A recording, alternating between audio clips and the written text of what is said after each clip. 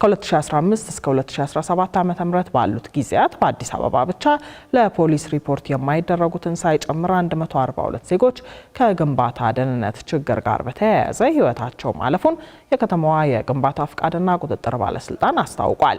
አደጋው ከትራፊክ አደጋ ቀጥሎ በከፍተኛ መጠን የሰዎችን ህይወት እየነጠቀ መሆኑ በተነገረበት መድረክ ላይ በዚህ ጥፋት ውስጥ የተገኙ 100 ስራ ተቋራጮችና ገንቢዎች የስራ ፍቃዳቸው እንደታገደና 66 ሚሊዮን ብር ቅጣትም እንደተጣለባቸው ነው የአዲስ አበባ ግንባታ ፍቃድና ቁጥጥር ባለስልጣን ያስታወቀው። ይህንን አደጋ ለመቀነስ 4 ተቋማት ስምምነት በደረሱበት መሰናዶ ላይ ተገኝቶ የነበረው ባልደረባችን አቤል አበበ ተከታዩን ጥንቅር አሰናድቷል። ተከታትለን እንመለስ። የከተሜነት መስፋፋትን ተከትሎ ግንባታዎች እዚህም እዚያም የበረከቱባት አዲስ አበባ አሁን ላይ በድምሩ 500 ቢሊዮን ብር በጀት የተመደበላቸው ከ24 ሺህ በላይ ግንባታዎች እየተሰሩባት መሆኑን የሚጠቁመው የከተማዋ የግንባታ ፈቃድና ቁጥጥር ባለስልጣን መረጃ ነው። የከተማዋን ፈጣን እድገት ተከትሎ በየዓመቱ በአማካይ ከ11 ሺህ በላይ ለሆኑ ግንባታዎች ፈቃድ እንደሚሰጥ ያሳወቀው ባለስልጣን መስሪያ ቤቱ ሆኖም ገንቢዎች ከህንፃ ደህንነት ጋር ለተያዙ ጉዳዮች በቂ ገንዘብ እየመደቡ ባለመሆኑ የተነሳ በርካታ ሰዎች የህይወት ዋጋ እየከፈሉ መሆኑን አሳውቋል። በርካታ ግንባታዎች ቢኖሩም የከሰው ህይወት ከመቅጠፍ አንጻር አደጋ ከመከሰት አንጻር በርካታ ችግሮች መኖሩን ባደረግነው ጥናት ማየት ችለናል ማለት ነው። ከ2015 እስከ 2017 ባለው ጊዜ ውስጥ ሬጂስተር የተደረገ 142 ሰዎች ህይወታቸውን አጥተዋል ማለት ነው። ይህን ስናይ እንግዲህ እነዚህ ሰዎች ሴት አለች፣ ወጣት አዛውንቶች ጭምር ጎብኚ ሳይት የሚጎበኙ ጭምር የሞቱበት ሁኔታዎችን ማስተዋል እንችላለን ማለት ነው። ፕራይስ ስለሆነ የኛ የፕሮክሪመንት ፖሊሲ ሴፍቲን ዋጋ እንሰጠውም። እዛ ላይ 00 ሞላና ኦር የሆነ ፊገር እንሰጠውና ሌላ ላይ እንቀንስና ሊስት ፕራይስ ለማምጣት ስንጥር ሴፍቲ እንሸጠዋለን። አሁን ሬጉላቶሪ ሲስተሙ ሴፍቲን ሲሪየስሊ ሪጉሌት እናደርጋለን። የሚሞቱ ሰዎች ቁጥር ከዚህም እንደሚጨምርና አንዳንዴም በቀን እስከ 3 ሪፖርቶች እንደሚደርሱት ያሳወቀው ባለስልጣን መስሪያ ቤቱ የተከሰተ ሞት ሪፖርት እንዳይደረግ ለሰራተኞቹ ጉቦ የሚሰጡና ጉዳዩን በሽምግልና ብቻ ለመፍታት የሚሞክሩ የግንባታ ተቋራጮች እንዳሉም ጭምር ነው የተናገረው። ለሚኩራ ክፍለ ከተማ ባለፉት 2 ዓመታት ውስጥ ብቻ በዚሁ አደጋ የተነሳ 52 ሞቶችን ያስተናገደ ቀዳሚው ክፍለ ከተማ መሆኑን ያሳየው ሪፖርቱ ቦሌና ንፋስ ስልክ ላፍቶ ክፍለ ከተማ ደግሞ እያንዳንዳቸው 17 የሰዎች ሞት የተመዘገበባቸው መሆኑን ነው ያመላከተው። በአጠቃላይ ገንቢዎችና ተቋራጮች አነስተኛ የደህንነት ጥንቃቄዎችን ባለማድረጋቸው የተነሳ ህይወታቸው ያለፈ 21 ሴቶችና 121 ወንዶች ሲሆኑ ከከፍታ መውደቅ፣ የኤሌክትሪክ አደጋ እንዲሁም የእቃዎች መውደቅና የግንባታ መዋቅር ችግሮች የአደጋዎቹ ምክንያት ናቸው ተብሏል። ከ66 ሚሊዮን ብር በላይ ቀጥተናል። ከዛ በተጨማሪ ደግሞ ከ100 በላይ ኮንትራክተር አማካሪዎቻቸውን ላይሰንሳቸውን አግደናል። በቀጣይ ደግሞ የማያስተካክሉ ከሆነ በወንጀልም ጭምር ተጠያቂ ለማድረግ እየሰራን መሆኑን ታሳቢ እንዲደረግ ኢቲካል የሆነ የሴፍቲ ማናጅመንት የሌለው ኩባንያ አደገኛ ህንፃ ተብሎ እንደሚፈረጀው አደገኛ ካምፓኒ ተብሎ ሊፈረጅ ይገባል። ብላክሜል ለማድረግ ሳይሆን እንዲያስተካክል ኢንፎርስ ማድረግ ይፈልጋል ማለት ነው። ፈቃዳቸውን ሲያድሱ ወይም ደግሞ ሲያድጉ አንደኛው የማደጊያ መንገድ ኢቲካል ክሊራንስ እና የሴፍቲ ጉዳይ ነው የሚሆነው። አደጋ ሲደርስ ሪፖርት አለማድረግ ቀጣዩን ስራ እንዳይሰራ የማድረግ ሂደት ያስከትላል። ስለዚህ ይሄ ከዛሬ ጀምሮ ማንኛውም አይነት አደጋዎች ሲደርሱ በተቻለ አቅም መጀመሪያ አደጋዎች እንዳይደርሱ መጠንቀቅ፣ ተገቢውን ጥንቃቄ ማድረግ፣ ይህን ክትትል ማድረግ ነው። ቢያንስ በ90% እንቀንሳለን ብለን ነው አስበን የተነሳ ነው። ይህም ሆኖ ደግሞ ተደርጎ አደጋዎች ከደረሱ አዌርነሱን እንሰጣለን። እኛ አደጋዎችን ሪፖርት ይደረጋል። ተገቢውን ጥናት አድርጎ ለቀጣይ ስህተቶች እንዳይፈጠር ትምህርት ይሆናል።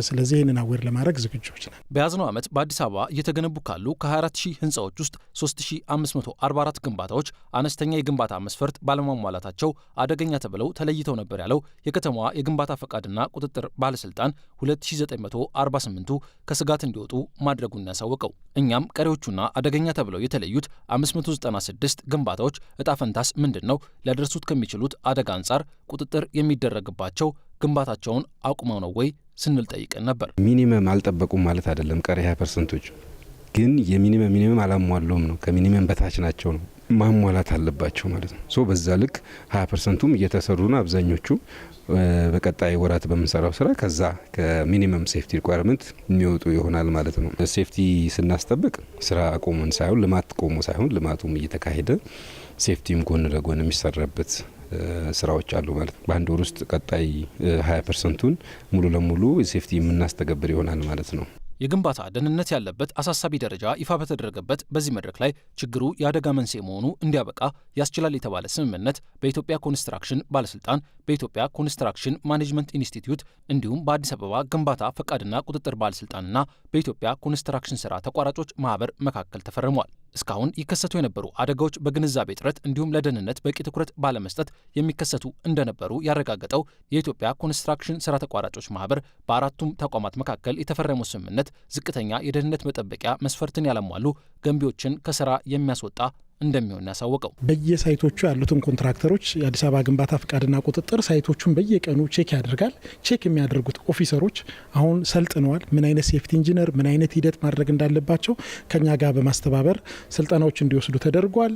ስለዚህ እነዚህን በመያዝ ከነገ ጀምሮ ቁጥጥር ይደረጋል ማለት ነው። ቁጥጥር ይኑረው ብለን እነዚህን ተቋማት ስንጠይቅ ለለውጡ ምን ያህል መዘጋጀታችንን ነው የሚያሳየውና አንደኛ ሴፍቲ ከዚህ በኋላ አንድ ሰው ደረጃ 1 ደረጃ 2 ወይም የትኛውንም ደረጃ ሲያወጣ አንድ ሴፍቲ ኢንጂነር ቢያንስ በዚህ የሰለጠነና በትክክል የተቀጠረ ሰራተኛ መኖር አለበት። የአንድ ሪኳየርመንት ነው። ስለዚህ ኮንትራክተር አይሆንም ማለት ነው በዚህ የሰለጠነ ባለሙያ ከሌለው። ቬስት ይኖራል፣ ሄልሜቶችን ሚኒመም ሪኳየርመንት የሚባሉትን እንደው ዝቅተኛዎቹን እነዚህን ነገሮች መኖር አለመኖራቸውን በጋራ የመስራት ሂደት ይቀጥላል። በኢትዮጵያ የደህንነት ወይንም የሴፍቲ ኢንጂነሮች በበቂ ቁጥር አለመኖራቸው ዘርፉን በባለሙያ ለመምራት ዋነኛው ስጋት ሆኖ መቆየቱ በተነገረበት በዚህ መድረክ ላይ ከኢትዮጵያ ኮንስትራክሽን ማኔጅመንት ኢንስቲትዩት ጋር በመሆን በአንድ ዓመት ውስጥ 1000 ባለሙያዎች መሰልጠናቸው ተነግሯል። ሆኖም ይህ ቁጥርም በቂ አለመሆኑን በማመን በቀጣዮቹ 2 ዓመታት ውስጥ 10,000 የሴፍቲ ኢንጂነሮችን ለማፍራት እንደሚሰራ የአዲስ አበባ ግንባታ ፈቃድና ቁጥጥር ባለስልጣን አስታውቋል። የታላቁ የኢትዮጵያ ህዳሴ ግድብ እኔ ብቻ ልጠቀም የሚል የቅኝ ግዛት ትርክትን በመቀየር በተፋሰሱ ሀገራት መካከል አዲስ የትብብር ምዕራፍ የከፈተ ነው ሲሉ በተባበሩት መንግስታት ድርጅት የኢትዮጵያ ምክትል ቋሚ መልእክተኛ የሆኑት አምባሳደር ዮሴፍ ካሳዬ በድርጅቱ 80ኛ ጉባኤ ዓመት ላይ ተናግረዋል። ምክትል ቋሚ መልእክተኛው ይህን ያሉት በተባበሩት መንግስታት ድርጅት የግብጽ ተወካይ በጠቅላላ ጉባኤው ባደረጉት የፖሊሲ ንግግር ላይ ኢትዮጵያን አስመልክቶ ላቀረቡት ውንጀላ ምላሽ በሰጡበት ንግግራቸው ነው። በተባበሩት መንግስታት ድርጅት የኢትዮጵያ ምክትል ቋሚ መልእክተኛው ለግብጽ ውንጀላ ምላሽ የሰጡት በጠቅላላ ጉባኤው የስነ ስርዓት ደንብ ላይ የተቀመጠውን ምላሽ የመስጠት መብት ተጠቅመው ሲሆን የግብጽ ተደጋጋሚ ትርክቶች ሐሰተኛ ናቸው ሲሉ ነው ያስረዱት። የናይል ወንዝ የተፋሰሱን ሀገራት ለዘመናት ያቆራኘ የተፈጥሮ ሀብት ነው ያሉት ምክትል ቋሚ መልእክተኛው ግብጽ የኢትዮጵያን የትብብር አካሄድ በተቃረነ መልኩ የቀኝ ግዛት ስምምነትን ለማስቀጠል ስትሰራ መቆየቷን አንስተው ይህም ለጋራ ስምምነት እንቅፋት መሆኑን አንስተዋል።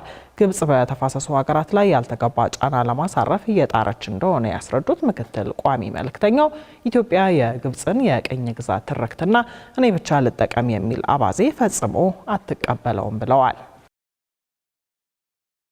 ኢትዮጵያ በሚቀጥሉት 7 ዓመታት ውስጥ ቅድሚያ የምትሰጣቸውን የልማት ግቦች ለማሳካት ከ257 ቢሊዮን ዶላር እስከ 397 ቢሊዮን ዶላር እንደሚያስፈልጋት አዲስ ሪፖርት አመለከተ።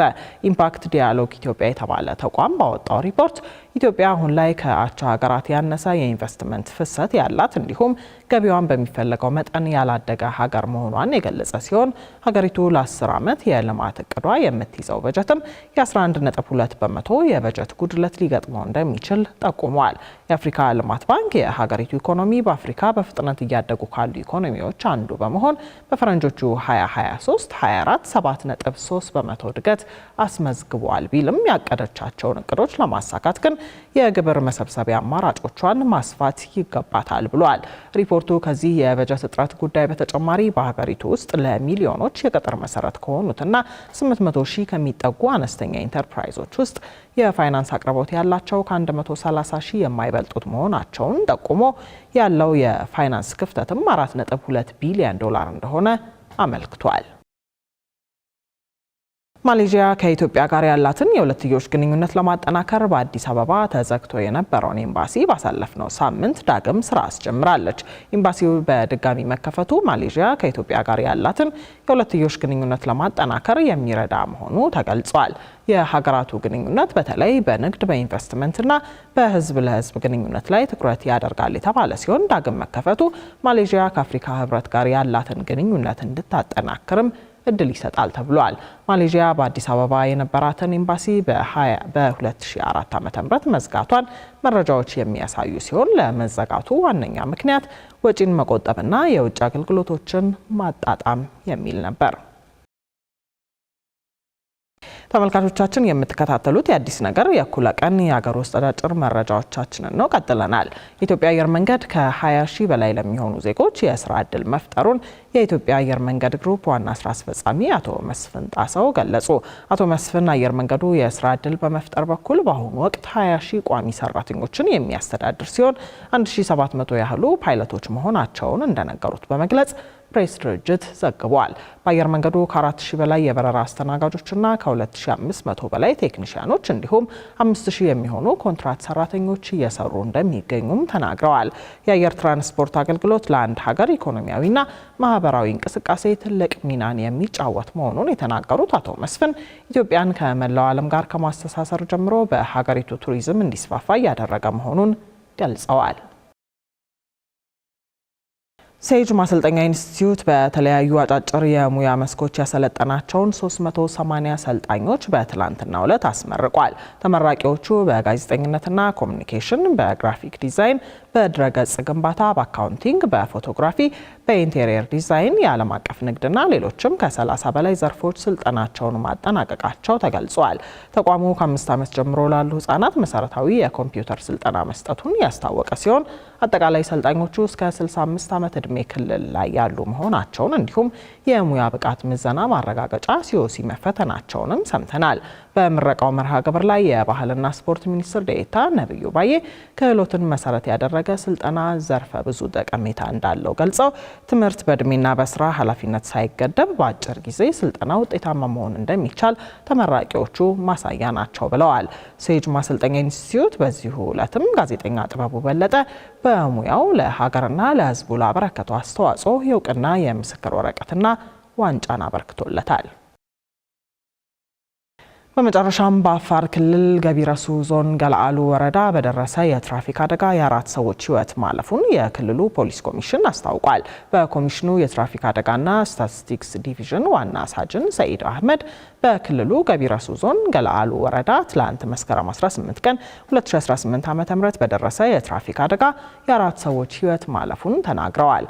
የሰሌዳ ቁጥሩ ኮድ 401303 አፋ የሆነ ላንድ ክሩዘር የክልሉ ጤና ቢሮ ተሽከርካሪ ከአዋሽ ወደ ሰመራ ሲጓዝ ከጅቡቲ ወደ መሀል ሀገር በመጓዝ ላይ ከነበረ ከባድ የጭነት ተሳቢ መኪና ጋር በመጋጨቱ አደጋው መከሰቱን ገልጸዋል። በተጨማሪም በአደጋው ከባድ ጉዳት የደረሰባቸው 2 ሰዎች በገዋኔ መጀመሪያ ደረጃ ሆስፒታል ሕክምና እያገኙ መሆኑን ተጠቁመዋል።